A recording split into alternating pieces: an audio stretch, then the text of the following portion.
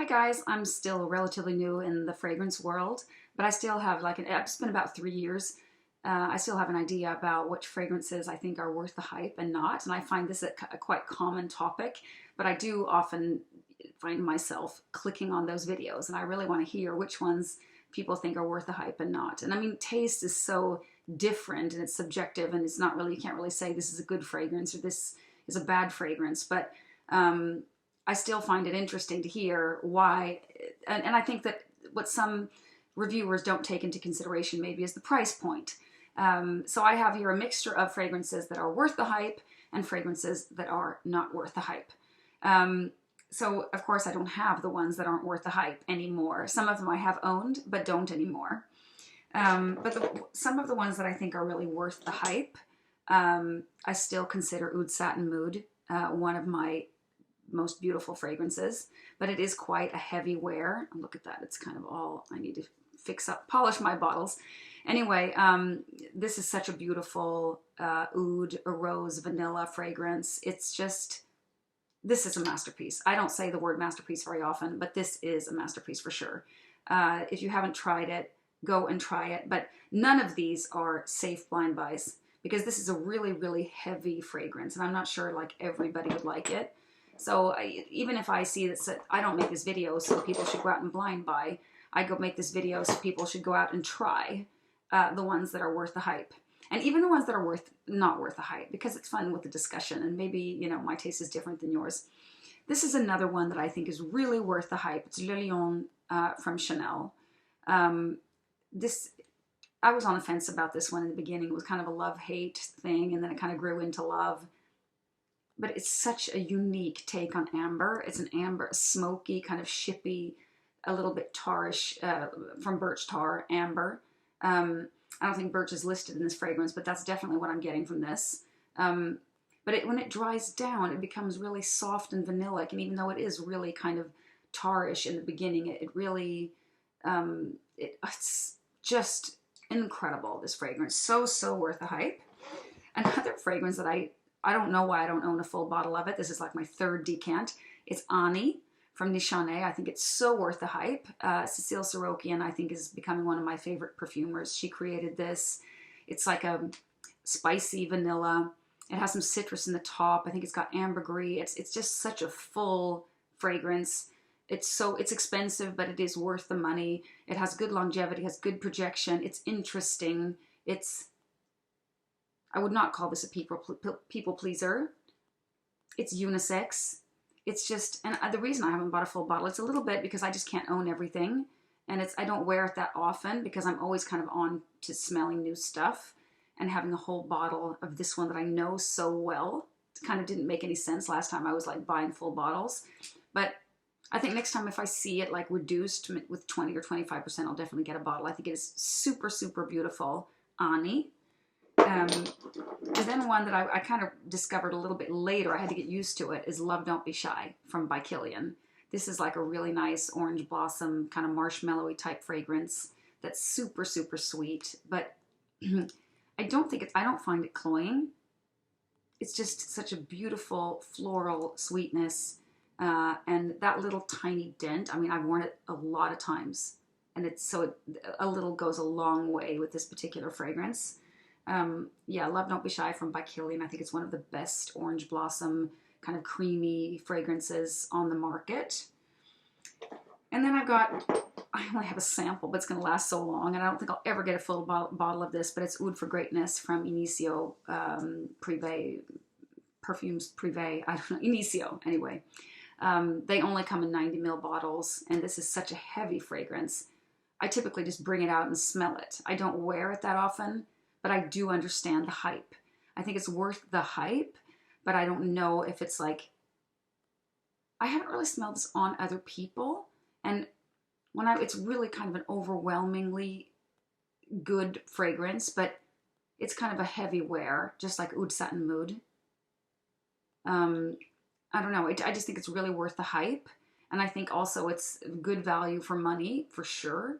I just know that I don't think I would wear this that often to justify owning a full bottle. I don't think I'll ever have like a whole wall of bottles and bottles of perfume, just knowing that I'll never get through them all. I just couldn't justify that. I don't believe in that. So I think that this little sample, it's like a third or three-fourths full. It's going to last me like 2 more years, maybe 3. But it is definitely worth the hype. And then I have Acqua e Zucchero from Profumum Roma. I think some people downgradingly say that it's like, you know, it's just sugar and water, but it isn't. I mean, it is really sweet. It's also an orange blossom fragrance with like forest fruits and maybe some amber. I'm not quite sure what's in here, but it's really a big fragrance. Like one little spray will last you like all day. I think this might even be like a 24-hour fragrance. It's so heavy. It's expensive, but it's good value for money. I know it's a real compliment getter. The reason I don't wear it, I think for the same reason I don't have Ode for Greatness, a full bottle. I mean, what I have left here is like 3 ml. It's going to last me 2 more years. And I have a principle. I don't buy full bottle before I've been through my decant, unless I find it like super cheap, like online, secondhand. You know, like then maybe I'll buy it. And this one I just discovered. It's Lira from Xerjoff, the Casamorati line. I didn't like gourmands like just 6 months ago, and now they've all grown on me, and I just had to have this. And I found it secondhand, and I'm really happy about it. This is the 30 ml bottle. I think it's super cute.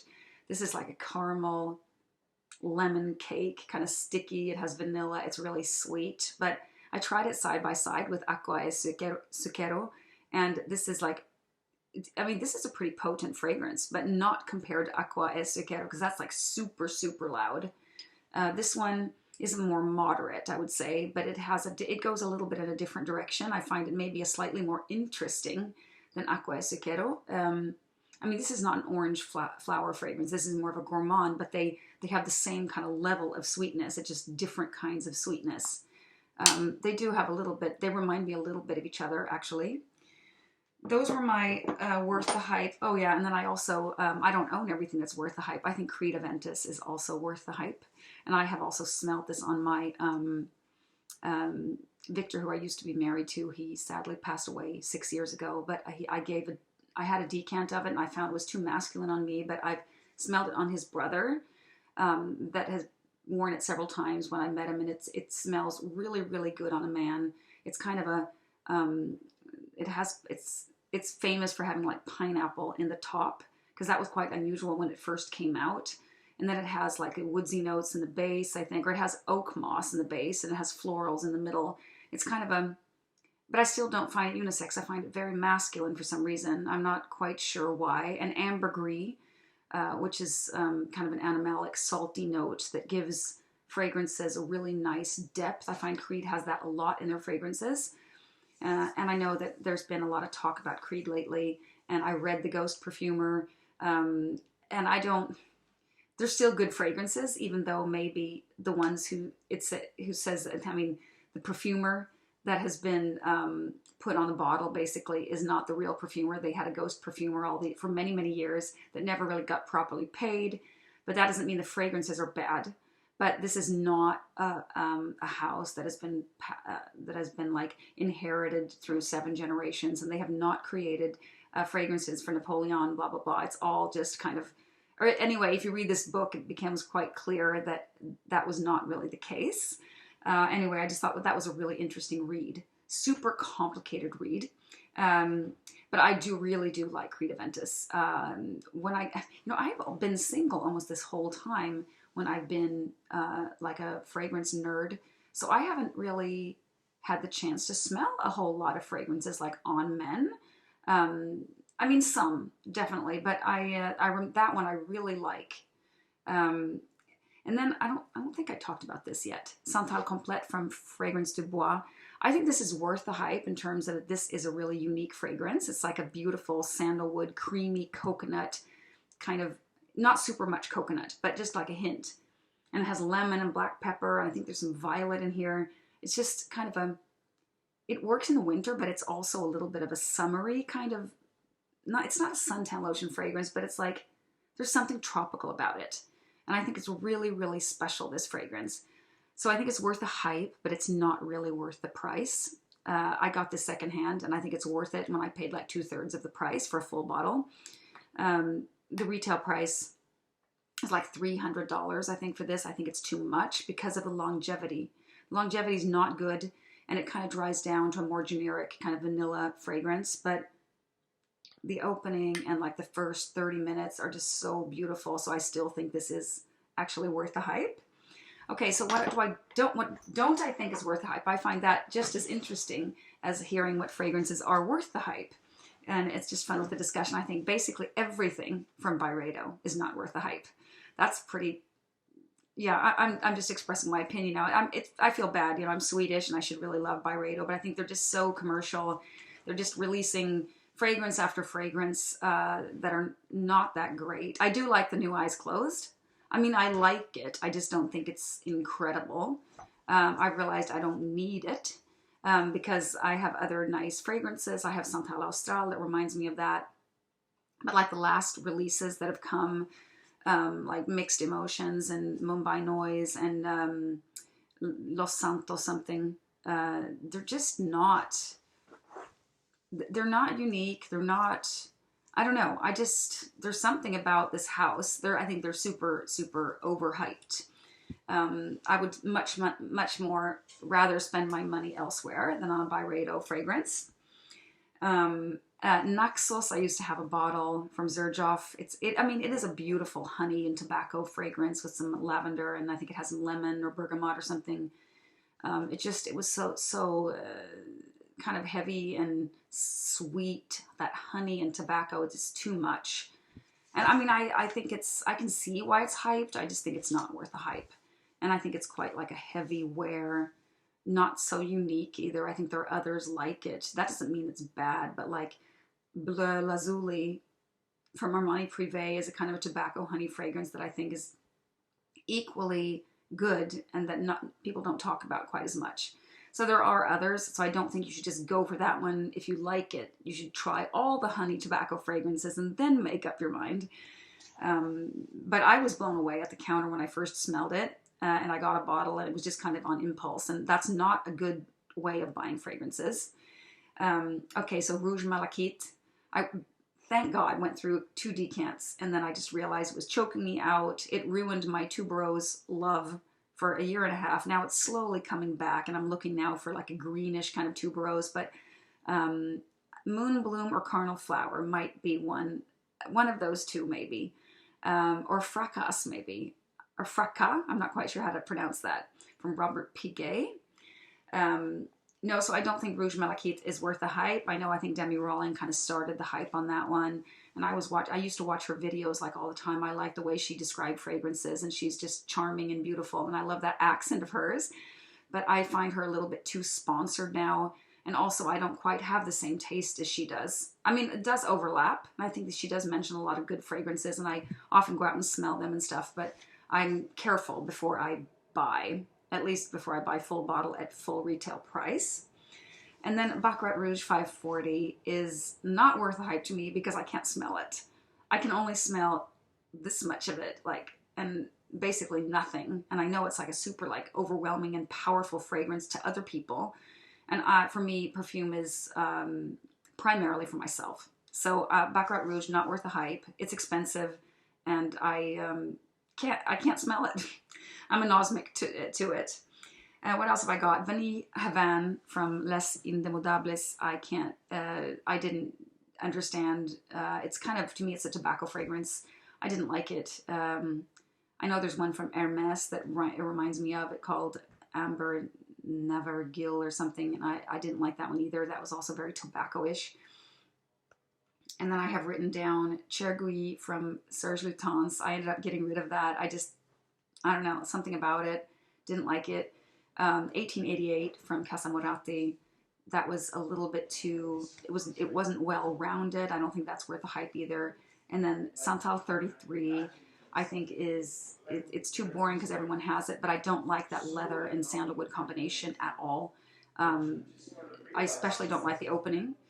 And finally, Fève Délicieuse. I don't like that either. It has a plastic vibe to me, and I don't think it's worth the hype at all. And now I heard it's discontinued, except I don't believe Dior when they say they're discontinuing something.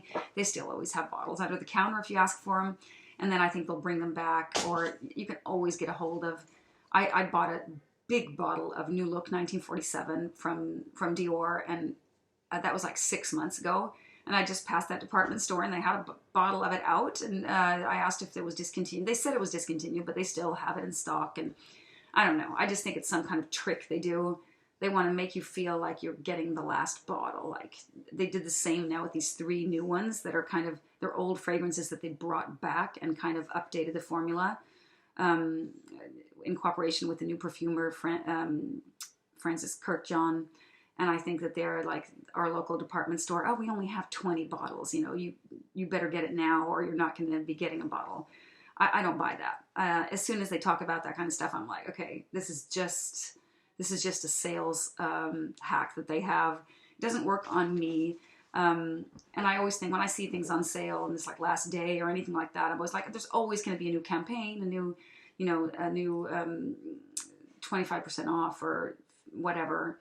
Some things don't ever go on sale though, but then they'll never go on sale. So like Chanel, I mean, if I find it secondhand, it's a different story. Then I know I have to be quick. Someone else will buy it. But if it's in a store and they talk about this, these are the last ones, no. So I'd like to hear about you guys. Do you have any worth the hype recommendations, and which ones are not worth the hype according to you?